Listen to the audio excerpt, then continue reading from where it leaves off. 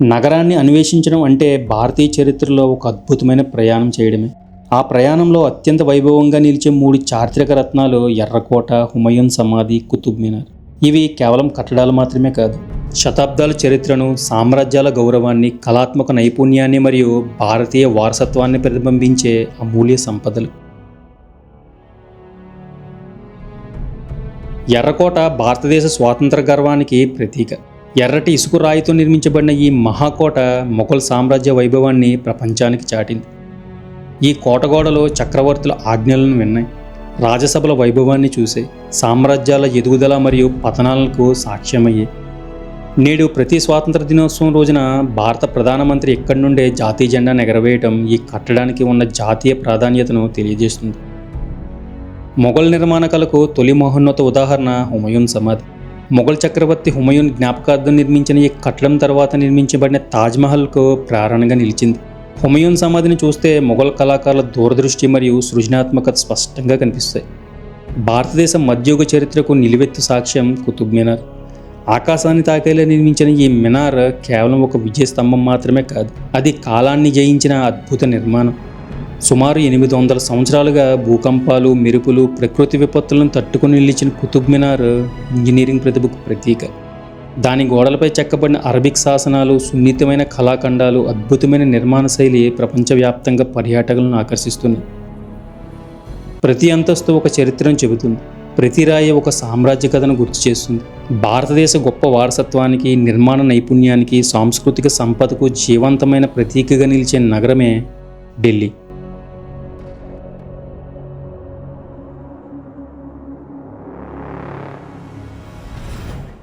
Hi friends, ఈ వీడియోలో మీకు ఢిల్లీలో ఉన్న హిస్టారికల్ ప్లేసెస్ని కళ్ళకు కట్టినట్లు చూపించబోతున్నాం. సో సబ్స్క్రైబ్ చేసేస్తే 500 సంవత్సరాల క్రితం చరిత్రలోకి వెళ్ళిపోదాం. ముందుగా ఇండియా గేట్ దగ్గరికి వెళ్తున్నాం. ఇండియా గేట్ గురించి చాలామందికి తెలిసింది ఏంటంటే ఇది భారతీయ సైనికుల త్యాగాల గుర్తుగా నిర్మించిన స్మారకం అని. కానీ దీని వెనుక ఉన్న కొన్ని ఆసక్తికరమైన, తక్కువ తెలిసిన విషయాలు మరింత విశేషమైనవి. ఇండియా గేట్ను బ్రిటిష్ కాలంలో నిర్మించారు. మొదటి ప్రపంచ యుద్ధం మరియు 3వ ఆంగ్లో ఆఫ్ఘన్ యుద్ధాల్లో ప్రాణాలు కోల్పోయిన భారతీయ సైనికుల జ్ఞాపకార్థం ఈ స్మారకాన్ని నిర్మించారు. సుమారు 70,000 మంది భారతీయ సైనికులు ఈ యుద్ధాల్లో మరణించగా వారిలో 13,000 మందికి పైగా సైనికుల పేర్లు ఈ ఇండియా గేట్పై చెక్కబడ్డాయి. చాలామంది సందర్శకులు ఈ పేర్లను గమనించకుండా వెళ్ళిపోతారు. ఈ స్మారకాన్ని ప్రసిద్ధ బ్రిటిష్ వాస్తుశిల్పి ఎడ్విన్ లుటియన్స్ రూపకల్పన చేశారు. న్యూఢిల్లీ నగర ప్రణాళికలో కూడా ఆయన కీలక పాత్ర పోషించారు. ఇండియా గేట్ ఎత్తు సుమారు 42 మీటర్లు. దీని నిర్మాణంలో ప్రధానంగా ఎర్రటి మరియు పసుపు రంగు రాళ్లను ఉపయోగించారు.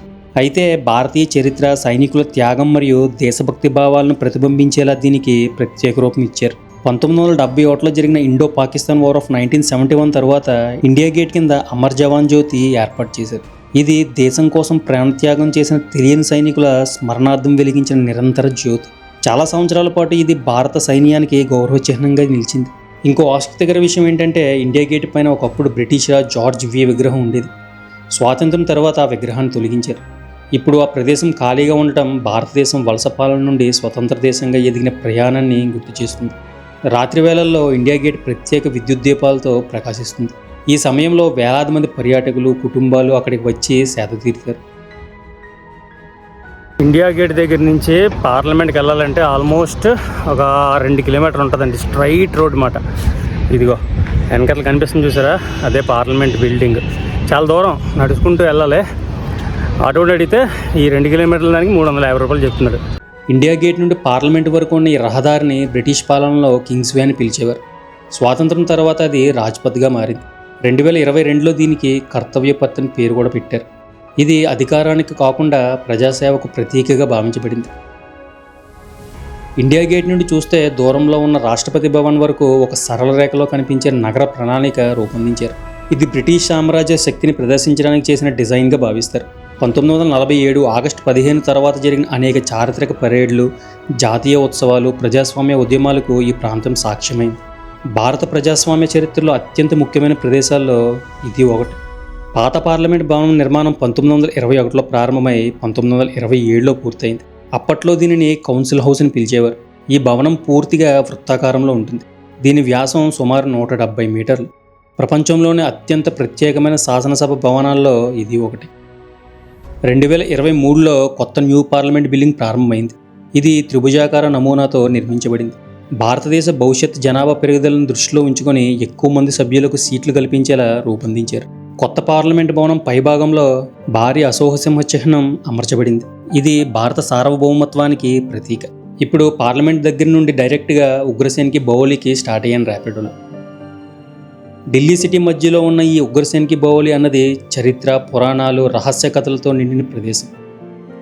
ఈ బావిని ఎవరు ఎప్పుడు నిర్మించారో స్పష్టమైన చారిత్రక ఆధారాలు లేవు. స్థానిక కథనాల ప్రకారం దీనిని మహాభారత కాలానికి చెందిన రాజు మహాసేన్ ఉగ్రసేన్ నిర్మించారని చెప్తారు. అయితే ప్రస్తుతం కనిపించే నిర్మాణం ఎక్కువగా మధ్యయుగ కాలంలో పునర్నిర్మించబడినదిగా చరిత్రకారులు భావిస్తారు.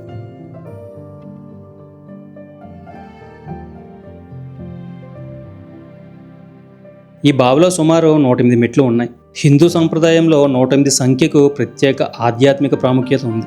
ఇది యాదృచ్ఛికమా లేక ఉద్దేశపూర్వకమా అన్నది స్పష్టంగా తెలియదు. ఒక ప్రసిద్ధ నగర పురాణం ప్రకారం ఒకప్పుడు ఈ బావిలో నల్లని నీరు ప్రజలను తన వైపు ఆకర్షించి ఆత్మహత్యలకు ప్రేరేపించేదట. దీనికి ఎలాంటి చారిత్రక లేదా శాస్త్రీయ ఆధారాలు లేవు. అయినప్పటికీ ఈ కథ కారణంగా బౌలీకి హాంటెడ్ అని పేరు వచ్చింది.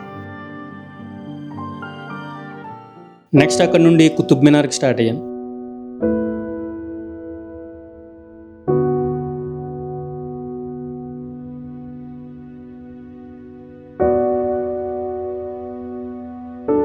టికెట్ తీసుకుని లోపలికి వెళ్తే అద్భుతమైన మొఘల్ ఎంపైర్ని చూడొచ్చు.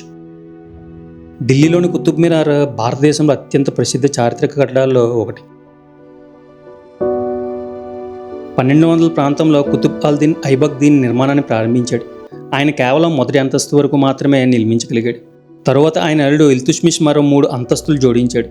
చివరి భాగాలను ఫిరోజ్ షా తుగ్లక్ మరమ్మతులు చేసి పూర్తి చేశాడు. కుతుబ్ మినార్ ఎత్తు సుమారు 72.5 మీటర్లు. ఇది ప్రపంచంలోని అత్యంత ఎత్తైన ఇటుకలతో నిర్మించబడిన మినార్లో ఒకటి.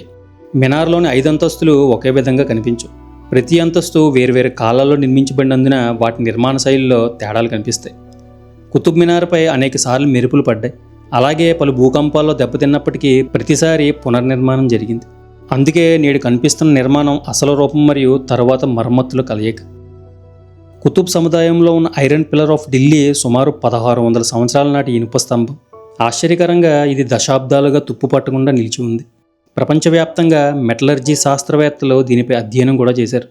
మినార్ లోపల పైకి వెళ్ళడానికి 378 మెట్లు ఉన్నాయి. ఒకప్పుడు సందర్శకులను పైకి అనుమతించేవారు. కానీ 1981లో జరిగిన ప్రమాదం తరువాత ప్రజల ప్రవేశాన్ని నిలిపివేశారు. యునెస్కో 1993లో కుతుబ్ సముదాయాన్ని ప్రపంచ వారసత్వ ప్రదేశంగా గుర్తించింది. మినార్కు దగ్గరగా వెళ్తే ఎర్రటి ఇసుకరాయిలు, ఖురాన్ శాసనాలు, జ్యామితీయ అలంకరణలు స్పష్టంగా కనిపిస్తాయి. దిగువ భాగం వ్యాసం పైభాగం కంటే చాలా పెద్దది.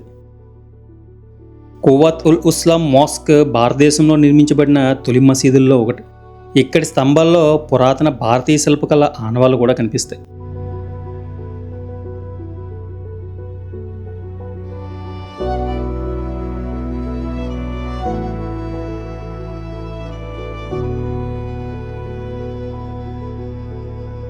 అలాయ్ దర్వాజాను చాలామంది ఇండో ఇస్లామిక్ వాస్తుశిల్పంలో అత్యుత్తమ ద్వారంగా పరిగణిస్తారు. 1992లో ఢిల్లీపై విజయం సాధించిన తరువాత ఢిల్లీ సుల్తానేట్ స్థాపకుడు కుతుబుద్దీన్ ఐబక్ ఈ ప్రాంతంలో భారతదేశంలోని తొలి మసీదుల్లో ఒకటైన కువత్ ఉల్ ఇస్లాం మసీదును నిర్మించడం ప్రారంభించాడు.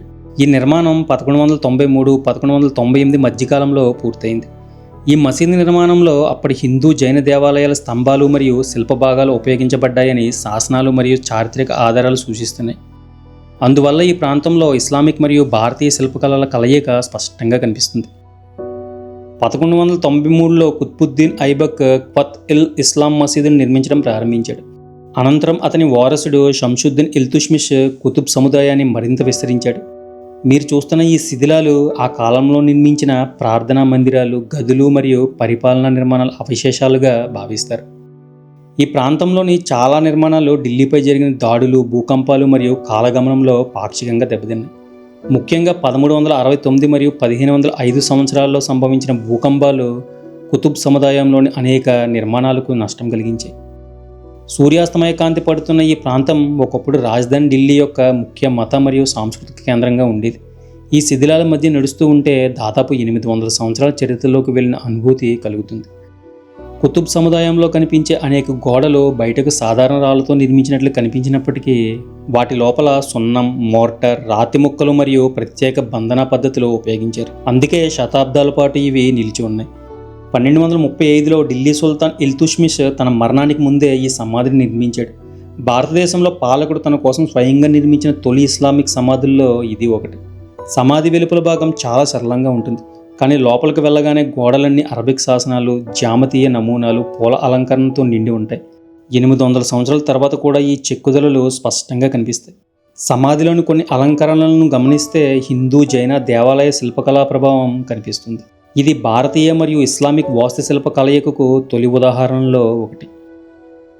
నేడు సమాధి పైకప్పు తెరిచి కనిపిస్తుంది, కానీ మొదట దీనిపై భారీ గుంబాజ్ ఉండేది. కాలక్రమంలో అది కూలిపోయింది. అందుకే ఇప్పుడు సమాధి లోపల నిలబడి ఆకాశాన్ని నేరుగా చూడొచ్చు. కుతుబ్ మినార్ పక్కనే ఉన్న ఈ భారీ రాతి గుట్టను చాలామంది పట్టించుకోరు, కానీ ఇది భారత చరిత్రలోనే అత్యంత ప్రతిష్టాత్మకమైనది. కానీ ఇది పూర్తిగానే నిర్మాణ ప్రాజెక్ట్ అలై మినార్. అల్లావుద్దీన్ ఖిల్జీ 1311 ప్రాంతంలో అలై మినార్ నిర్మాణాన్ని ప్రారంభించాడు. అతని లక్ష్యం కుతుబ్ మినార్ని మించిపోయేలా దాదాపు 140 నుంచి 150 మీటర్ల ఎత్తు కలిగిన ప్రపంచంలోని అతిపెద్ద విజయ స్తంభాన్ని నిర్మించడం. కుతుబ్ మినార్ ఎత్తు 72.5 మీటర్లు మాత్రమే, అంటే అలై మినార్ దాదాపు 2 ఎత్తుగా ఉండాల్సింది. అల్లావుద్దీన్ ఖిల్జీ మరణించిన తరువాత 1316లో నిర్మాణ పనులు నిలిచిపోయాయి. నేడు కనిపించే భారీ వృత్తాకార రాతి నిర్మాణం కేవలం మొదటి స్థాయి మాత్రమే. ఇది పూర్తయి ఉంటే ప్రపంచంలోని మధ్యయుగ కాలపు అత్యంత ఎత్తైన టవర్ అయ్యేదని చరిత్రకారులు భావిస్తారు.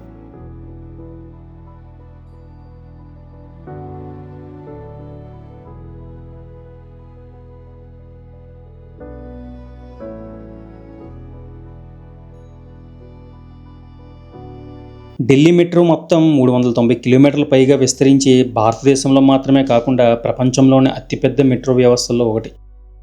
ఢిల్లీ మెట్రోలో అనేక స్టేషన్లు భూమికి 20 నుంచి 30 మీటర్ల లోతులో ఉంటాయి. ఢిల్లీ భూకంప ప్రభావిత ప్రాంతాల్లో ఉండటంతో మెట్రో మార్గాలు మరియు స్టేషన్లు అధునాతన భూకంప నిరోధక సాంకేతికతతో నిర్మించబడ్డాయి. ప్రతిరోజు సుమారు 60 లక్షలకు పైగా ప్రయాణికులు ఢిల్లీ మెట్రోను ఉపయోగిస్తారు. ఇది ప్రపంచంలోనే అత్యంత రద్దీగా ఉండే మెట్రో వ్యవస్థల్లో ఒకటి. భారతదేశంలోని అత్యంత అందమైన మొఘల్ కట్టడాల గురించి మాట్లాడితే చాలామంది ముందుగా తాజ్మహల్ పేరుని చెప్తారు. కానీ తాజ్మహల్కు ప్రేరణగా నిలిచి మొఘల్ వాస్తుశిల్పానికి పునాది వేసిన కట్టడం హుమయూన్ సమాధి. 1565లో నిర్మాణం ప్రారంభమై 1572లో పూర్తయిన ఈ సమాధి భారతదేశంలో మొఘల్ శైలిలో నిర్మించిన తొలి మహాసమాధి. నేడు ఇది యునెస్కో ప్రపంచ వారసత్వ సంపదగా గుర్తింపు పొందింది. హుమయూన్ సమాధిని సందర్శించే వారిలో చాలామంది నేరుగా ప్రధాన సమాధి వైపు వెళ్తారు. కానీ ప్రవేశ ద్వారం దగ్గరే ఉన్న ఇసా ఖాన్ సమాధి ఢిల్లీలోని అత్యంత విలువైన చారిత్రక కట్టడాల్లో ఒకటి. ఆసక్తికరమైన విషయం ఏంటంటే ఇది హుమయూన్ సమాధి కంటే దాదాపు 20 సంవత్సరాల ముందే నిర్మించబడింది. ఇసా ఖాన్ నియాజీ అనే ఆఫ్ఘన్ ప్రభువుకు ఈ సమాధి 1547-48లో నిర్మించబడింది. ఇది షేర్షా సూరి వంశ కాలానికి చెందినది. చాలామంది దీనిని మొఘల్ కట్టడం అనుకుంటారు, కానీ వాస్తవానికి ఇది షేర్షా సూరి సామ్రాజ్యానికి చెందిన నిర్మాణం. అందువల్ల ఇందులోని లోధి మరియు సూరి శైలుల ప్రభావం కనిపిస్తుంది. ఈ సమాధి అష్టభుజాకారంలో నిర్మించబడింది. చరిత్రకారుల అభిప్రాయం ప్రకారం భారతదేశంలో ఈ తరహా అష్టభుజ సమాధుల సాంప్రదాయానికి ఇది చివరి గొప్ప ఉదాహరణలో ఒకటి. నేడు కొంతమేర మాత్రమే కనిపిస్తున్నప్పటికీ ఒకప్పుడు సమాధి గుంబాజ్ మరియు గోడలపై నీలం, ఆకుపచ్చ రంగుల గ్లేజ్ టైల్స్ మెరిసేవి. మధ్య ఆసియా మరియు పర్షియన్ కళల ప్రభావం దీనిలో కనిపిస్తుంది. ప్రధానంగా గదిలో ఇసా ఖాన్ సమాధితో పాటు అతని కుటుంబ సభ్యుల సమాధులు కూడా ఉన్నాయి. అందువల్ల ఇది ఒక వ్యక్తి సమాధి మాత్రమే కాకుండా కుటుంబ సమాధిగా కూడా పనిచేసింది. పర్యాటకులు సాధారణంగా హుమయూన్ సమాధిని ఎక్కువగా చూస్తారు. అక్కడి నుండి బయటికి వచ్చి పక్కనే ఉన్న హుమయూన్ టోంబ్కి ఇప్పుడు వెళ్తున్నాను. హుమయూన్ మొఘల్ సామ్రాజ్య స్థాపకుడు బాబర్ కుమారుడు. 1530లో సింహాసనం అధిష్ఠించిన హుమయూన్ జీవితం అంతా యుద్ధాలు, పరాజయాలు, ప్రవాస జీవితం, తిరిగి అధికారం సాధించడం వంటి నాటకీయ సంఘటనలతో నిండి ఉంది. 1556లో ఢిల్లీలోని పురాణా కిల్లాలో గ్రంథాలయ మెట్లు దిగుతూ జారిపడడంతో మరణించాడు. హుమయూన్ సమాధిని నిర్మించింది అతని భార్య బేగా బేగం. భర్త మరణంతో తీవ్ర దిగ్భ్రాంతికి గురి అయిన ఆమె అతని జ్ఞాపకార్థం ప్రపంచంలోనే అద్భుతమైన సమాధిని నిర్మించాలని నిర్ణయించింది. దాదాపు 15 లక్షల రూపాయల వ్యయంతో నిర్మించిన ఈ సమాధి ఆ కాలంలో అత్యంత ఖరీదైన నిర్మాణాల్లో ఒకటి. తాజ్మహల్ను చూసినప్పుడు కనిపించే అనేక అంశాలు ఇక్కడే మొదట కనిపిస్తాయి. భారీ గుంబాజ్, సమానమైన నిర్మాణం, చార్బాగ్ తోటలు, ఎర్రటి రాయి మరియు తెల్ల పాలరాయి కలయిక, కేంద్ర సమాధి. చరిత్రకారులు హుమయూన్ సమాధిని తాజ్మహల్కు ఆర్కిటెక్చరల్ నమూనాలను కూడా పిలుస్తారు. చాలామందికి తెలియని విషయం ఏంటంటే ఇది కేవలం హుమయూన్ సమాధి మాత్రమే కాదు. ఇక్కడ దాదాపు 150 మంది మొఘల్ రాజు కుటుంబ సభ్యుల సమాధులు కూడా ఉన్నాయి. అందుకే దీనిని కొందరు డార్మెటరీ ఆఫ్ ద మొఘల్స్ అని పిలుస్తారు.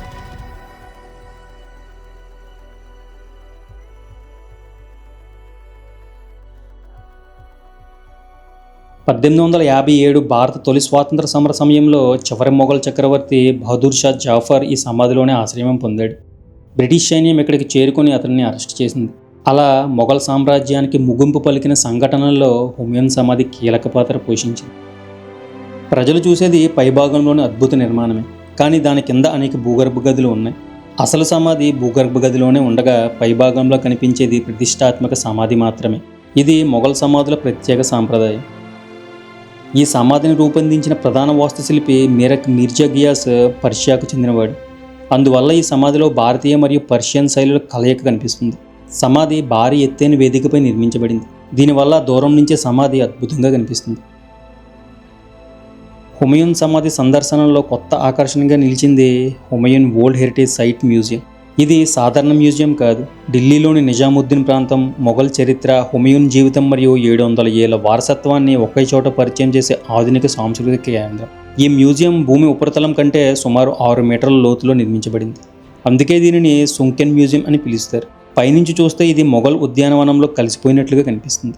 700కు పైగా అరుదైన కళాఖండాలు, ఇక్కడ మొఘల్ యుగానికి చెందిన అరుదైన చిత్రాలు, మాన్యుస్క్రిప్ట్లు, నాణాలు, ఖగోళ పరికరాలు, శాసనాలు, వస్త్రాలు, గాజు కళాఖండాలు, మొత్తం 700కు పైగా వస్తువులు ప్రదర్శించబడ్డాయి. హుమయూన్ సమాధి గుంబాజుపై ఉండే అసలు రాగి శిఖరాన్ని కూడా ఇక్కడే ప్రదర్శిస్తున్నారు. ఇది సాధారణ పర్యాటకులకు అరుదుగా కనిపించే చారిత్రక వస్తువు. ఢిల్లీ పేరు చెప్తే మనందరికీ వినిపించేది రెడ్ ఫోర్ట్, లాల్ కిల్లా లేదా ఎర్రకోట అని పిలుస్తారు. ఇప్పుడు అక్కడికే వెళ్తున్నాను. లోపలికి వెళ్లే ముందు రెడ్ ఫోర్ట్ ఆపోజిట్లో ఉన్న మార్కెట్కి వెళ్ళాను. ఇక్కడ చాలా రకాల ఎలక్ట్రానిక్స్ చీప్ రేట్లో దొరుకుతాయి. చాలా కొత్త రకం హౌస్ హోల్డ్ ఐటమ్స్ కూడా ఇక్కడ దొరుకుతాయి. ఎప్పుడైనా వెళ్ళినప్పుడు ఒకసారి విజిట్ చేయండి.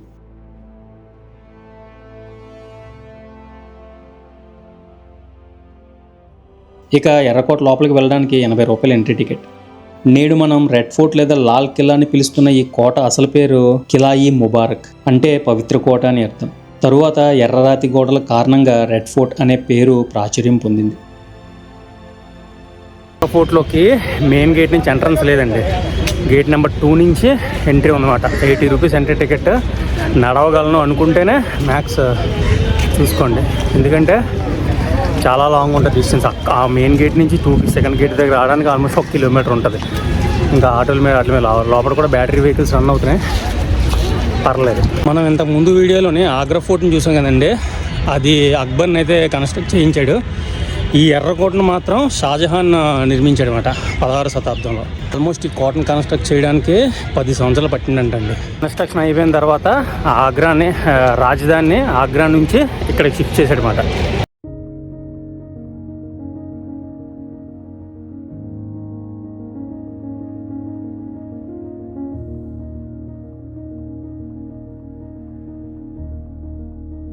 ఎర్రకోట ప్రధాన ప్రవేశ ద్వారం లాహోరీ గేట్.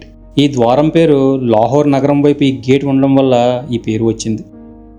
నేడు ప్రతి ఆగస్టు 15న భారతీయ ప్రధానమంత్రి ఇక్కడి ప్రాకారంపై నుంచే జాతీయ జెండాను ఎగరవేస్తారు. బ్రిటిష్ కాలంలో ఈ ద్వారం ముందు భారీ సైనిక రక్షణ వ్యవస్థ ఉండేది. 1857 సిపాయిల తిరుగుబాటు తరువాత ఈ ప్రాంతాన్ని పూర్తిగా మార్చివేశారు. లోపలికి వెళ్ళగానే కనిపించేది ఛత్తా చౌక్. ఇది మొఘల్ కాలం నాటి కప్పబడిన మార్కెట్. ఇక్కడ అమ్మేవి కాశ్మీరీ శాలువాలు, వజ్రాలు, ముత్యాలు, పట్టు వస్త్రాలు, రాజకుటుంబానికి సంబంధించిన విలాస వస్తువులు. ఇది భారతదేశంలోని తొలి రాయల్ షాపింగ్ మాల్గా పరిగణించబడుతుంది. కనిపిస్తున్నదే నౌబత్ ఖానా. ఇది రాజసభ సంగీతకారుల కేంద్రం.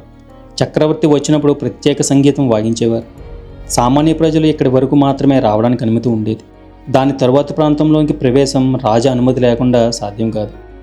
ఈ భవనం మధ్య భాగం నుండి లోపలికి అటుపక్కగా వెళ్తే దివాన్-ఈ-ఆమ్కి చేరుకోవచ్చు. మొఘల్ చక్రవర్తి షాజహాన్ దీనిని 1648లో నిర్మించాడు. ఇది సాధారణ సభామందిరం కాదు. మొఘల్ సామ్రాజ్యంలోని ప్రజలు, వ్యాపారులు, సైనికాధికారులు, విదేశీ ప్రతినిధులు తమ సమస్యలు, వినతులు నేరుగా చక్రవర్తికి వినిపించే ప్రదేశం. ప్రతిరోజు ఉదయం చక్రవర్తి ప్రత్యేక సింహాసనంపై కూర్చొని ప్రజల ఫిర్యాదులను వింటాడు. దీనిని జహరోకా దర్శన్ సాంప్రదాయంలో భాగంగా నిర్వహించేవారు. చాలామంది ప్రజలు చక్రవర్తిని జీవితంలో ఒక్కసారిని చూడడానికి ఇక్కడ వచ్చేవారు.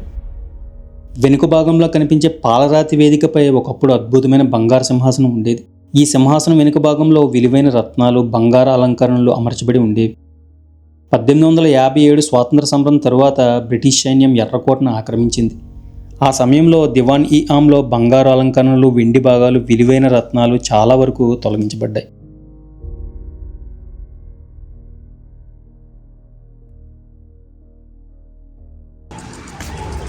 ఇదిగా ఉండే అండర్ గ్రౌండ్ ఎంట్రీ, బట్ క్లోజ్లో ఉంది. నేను అండర్ గ్రౌండ్ చూపించాను కండి. ఇక ఈ అండర్ గ్రౌండ్ దాంట్లోని ఎలిఫెంట్స్కి, లైన్స్కి యుద్ధాలు పెట్టేవాడంట ఎంటర్టైన్మెంట్ పర్పస్ కోసం. మన ఎంపరర్ ఎవరో షాజహాన్. ఎర్రకోటలోని ఈ కాస్ మహల్ మొఘల్ చక్రవర్తి షాజహాన్ యొక్క వ్యక్తిగత నివాస భవనం. కాస్ అంటే ప్రత్యేకమైనది లేదా వ్యక్తిగతమైనది. అందుకే ఇది చక్రవర్తి కుటుంబ సభ్యులు మరియు అత్యంత విశ్వసనీయ వ్యక్తులకు మాత్రమే ప్రవేశం ఉన్న ప్రాంతం.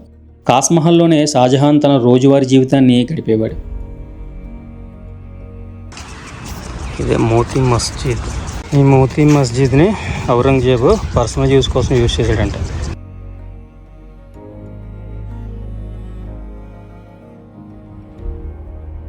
మొత్తం తిరగాలంటే ఇప్పుడు అయ్యే పని కాదండి. ఆల్మోస్ట్ 254 ఎకరాలంట. ఇది మొత్తం తిరగాలంటే అయిపోతుంది. 2.4 కిలోమీటర్ల రేడియస్లో ఉందంటే చాలా కష్టం. చాలా పెద్దదండి ఫోర్ట్. ఎర్రకోటలో అత్యంత అద్భుతమైన నిర్మాణాల్లో ఒకటి నెహరీ బేస్డ్. పర్షియన్ భాషలో దీని అర్థం స్వర్గ ప్రవాహం. ఇక్కడి నుంచే వాటర్ లిఫ్ట్ చేసేవారంటండి. అది ఒక కనిపిస్తుంది సార్, గేట్ క్లోజ్ చేశారు. అక్కడి నుంచి కిందకి వాటర్ లిఫ్ట్ చేసి పైన ఉన్న బ్రిడ్జ్ వరకు పంపించేవారంట. ఇది పాడేవి ఎందుకు చూస్తాం. ఇవి బ్రిటిష్ వాళ్ళకి హ్యాండ్ ఓవర్ అయిపోయిన తర్వాత కట్టించిన బిల్డింగ్స్ అండి. ఇవన్నీ బ్రిటిష్ వాళ్ళు అన్నమాట. ఫ్రంట్ సైడ్ ఉంటాయి. ఈ బ్యాక్ సైడ్ ఇవి మొత్తం ఈ మొఘల్స్ కట్టించినవి అన్నమాట. ఇది మొత్తం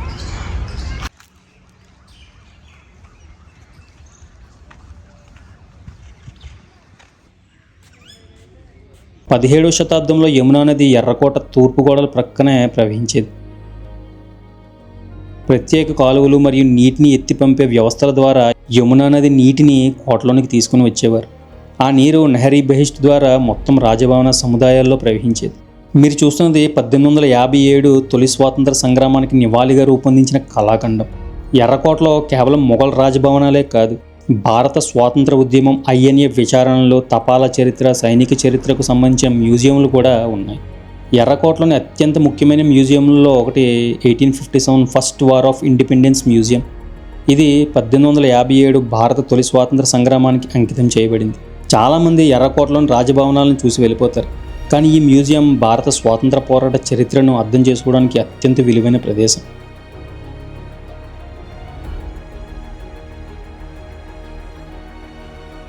పద్దెనిమిది 1857లో భారత సైనికులు ఈస్ట్ ఇండియా కంపెనీ పాలనకు వ్యతిరేకంగా తిరుగుబాటు ప్రారంభించారు. ఈ ఉద్యమం తర్వాత ఢిల్లీ, కాన్పూర్, ఝాన్సీ, లక్నో, గ్వాలియర్ వంటి ప్రాంతాలకు వ్యాపించింది. ఇదే భారతదేశ తొలి స్వాతంత్ర యుద్ధంగా పరిగణించబడుతుంది. 1857 నుంచి 1947 వరకు జరిగిన యుద్ధాల యొక్క చరిత్ర, ఉపయోగించిన ఆయుధాలన్నింటినీ ఈ మ్యూజియంలో చూడొచ్చు. ఆ రోజు హోటల్కి వెళ్ళిపోయి నెక్స్ట్ డే మార్నింగ్ లోటస్ టెంపుల్కి స్టార్ట్ అయ్యాను. భారతదేశ జాతీయ పుష్పమైన కమలం పవిత్రత, శాంతి, ఐక్యతకు ప్రతీక. అందుకే మొత్తం భవనం కమలపువ్వు ఆకారంలో నిర్మించబడింది. 27 భారీ పాలరాయి రేకులు, 9 ప్రవేశ ద్వారాలతో నిర్మించబడింది. ప్రపంచంలోని చాలా ప్రార్థనా మందిరాలకు గుంబాజ్ ఉంటుంది, కానీ లోటస్ టెంపుల్లో సాంప్రదాయ గుంబాజ్ ఉండదు. కమల రేకులే మొత్తం నిర్మాణాన్ని మోస్తాయి. ఇది ఆధునిక ఇంజనీరింగ్ అద్భుతంగా పరిగణించబడుతుంది. లోటస్ టెంపుల్ ఎత్తు సుమారు 40 మీటర్లు. దూరం నుంచి ఇది ఒక భారీ తెల్ల కమలంలాగా కనిపిస్తుంది. లోపల దేవతా విగ్రహాలు ఉండవు, బలిపీఠం కూడా ఉండదు, ప్రత్యేక పూజలు అస్సలు ఉండవు. కేవలం నిశ్శబ్ద ప్రార్థన మాత్రమే ఉంటుంది. ప్రధాన ప్రార్థనా మందిరంలో ఒకేసారి 2500 మందికి పైగా కూర్చునే సామర్థ్యం కలిగి ఉంది. లోటస్ టెంపుల్లో ఎటువంటి ప్రసంగాలు, మత ప్రచారం, విగ్రహారాధన ఉండదు. ఇది మానవ ఐక్యతను ప్రతిబింబించేలా నిర్మించారు. ఇక ఢిల్లీలో బడ్జెట్లో షాపింగ్ చేయాలనుకునే వాళ్ళకి చాందినీ చౌక్ బెస్ట్ ఆప్షన్. ఇక్కడ బట్టలు, చెప్పులు చాలా తక్కువ రేటుకి దొరుకుతాయి. ఫైనల్గా ఎలా అనిపించిందండి వీడియో? నచ్చితే లైక్, సబ్స్క్రైబ్ చేసి హైప్ కొట్టడం మాత్రం మర్చిపోవద్దు. Thanks for watching.